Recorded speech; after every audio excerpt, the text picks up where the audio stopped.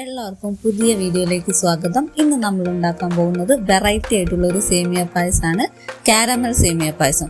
അപ്പോൾ ഇതെങ്ങനെ ഉണ്ടാക്കാൻ നമുക്ക് വേഗം നോക്കാം.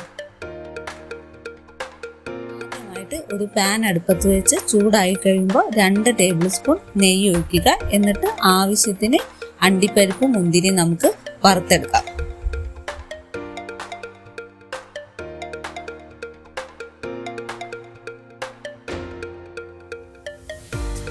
ഇത് നല്ല ഗോൾഡൻ ബ്രൗൺ ആയതിനു ശേഷം നമുക്ക് ഇത് മാറ്റി വെക്കാം. അടുത്തതായിട്ട് ഒരു 60 ഗ്രാം സേമിയാണ് ഞാൻ എടുത്തിരിക്കുന്നത്. അത് നമുക്ക് നന്നായിട്ടൊന്ന് വറുത്തെടുക്കാം.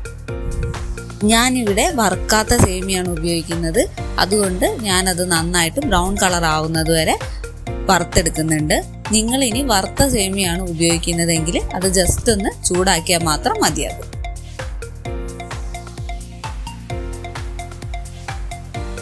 ഇനി അടുത്തതായിട്ട് പായസം ഉണ്ടാക്കുന്ന പാത്രം അടുപ്പത്ത് വെക്കുക. അതിനുശേഷം 1/2 കപ്പ് പഞ്ചസാര അതിലേക്ക് ഇടുക. നമ്മൾ ഈ പഞ്ചസാര കാരമലൈസ് ചെയ്തെടുക്കാൻ പോവുകയാണ്. ഇതിൽ വെള്ളമൊന്നും ചേർക്കേണ്ട ആവശ്യമില്ല. ജസ്റ്റ് ഇതൊരു മീഡിയം ഫ്ലെയിമിൽ ഇട്ടിട്ട് നമുക്ക് കാരമലൈസ് ചെയ്തെടുക്കാം. അപ്പം നമ്മളെ പഞ്ചസാര നന്നായിട്ട് കാരമലായി വന്നിട്ടുണ്ട്. ഇനി നമുക്ക് ഇതിൻ്റെ കൂടെ 2 ഇൻഗ്രീഡിയൻസ് കൂടി ചേർക്കേണ്ടതുണ്ട്. ആദ്യമായിട്ട് നമ്മൾ ഒരു 2 ടേബിൾ സ്പൂൺ നെയ്യ് ഇതിലേക്ക് ചേർക്കുക. ഇനി അടുത്തതായി നമ്മൾ ഇതിലേക്ക് ഒരു 100 ml മിൽക്ക് മെയ്ഡാണ് ഒഴിച്ചു കൊടുക്കാൻ പോകുന്നത്.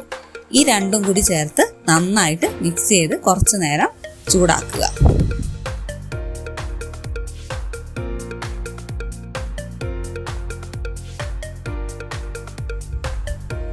അങ്ങനെ നമ്മുടെ കാരമൽ സോസ് റെഡി ആയിട്ടുണ്ട്. ഇനി നമുക്ക് ഇതിലേക്ക് 1 ലിറ്റർ പാൽ ഒഴിച്ചു കൊടുക്കുക. ഈ പാൽ ഒഴിച്ച് തിളപ്പിച്ചെടുക്കുമ്പോൾ തന്നെ ഈ കട്ടിയായ കാരമലൊക്കെ ലൂസായി നന്നായിട്ട് അലിഞ്ഞ് മിക്സായി വരുന്നതാണ്.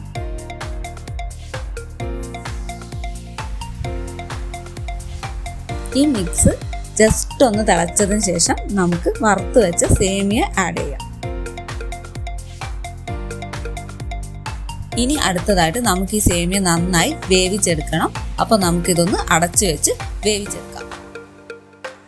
അങ്ങനെ നമ്മുടെ സേമിയ നന്നായി വെന്ത് വന്നിട്ടുണ്ട്. ഇനി നമ്മൾ ഇതിലേക്ക് ഒരു 1/2 കപ്പ് പഞ്ചസാര കൂടി ആഡ് ചെയ്യാൻ പോവുകയാണ്.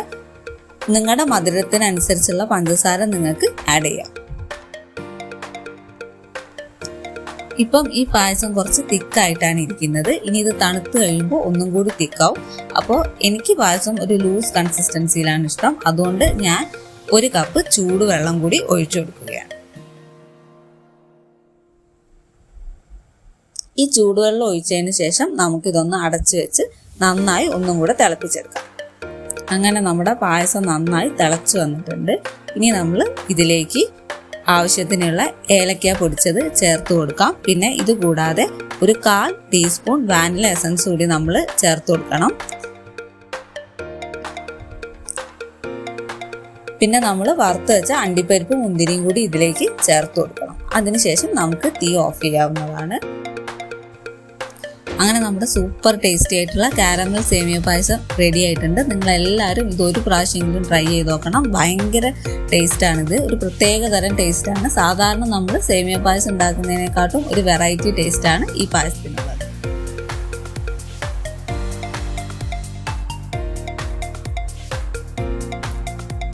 So thank you for watching. Video ഇഷ്ടപ്പെട്ട എല്ലാവരും ചാനൽ സബ്സ്ക്രൈബ് ചെയ്യാൻ മറക്കരുത്.